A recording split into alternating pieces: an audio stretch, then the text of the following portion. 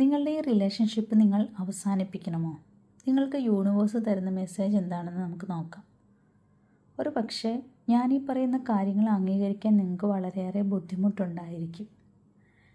നിങ്ങൾക്ക് രണ്ടുപേർക്കും അറിയാം നിങ്ങൾക്ക് ഒരുമിക്കാൻ കഴിയുകയില്ല എന്നുള്ളത്. ഈ പേഴ്സൺ ഇപ്പോൾ നിങ്ങളെ വളരെയധികം മിസ് ചെയ്യുന്നുണ്ട്. ഈ വ്യക്തി നിങ്ങളെ വേണ്ടതുപോലെ ശ്രദ്ധിച്ചിരുന്നില്ല, അല്ല എങ്കിൽ നിങ്ങളെ അവഗണിച്ചിരുന്നു എന്ന് വേണം പറയാനായിട്ട്. നിങ്ങളാണെങ്കിലോ ബന്ധങ്ങൾക്ക് വേണ്ടി ഒരുപാട് വൈകാരികമായി നിലകൊള്ളുന്നൊരു വ്യക്തിയാണ്.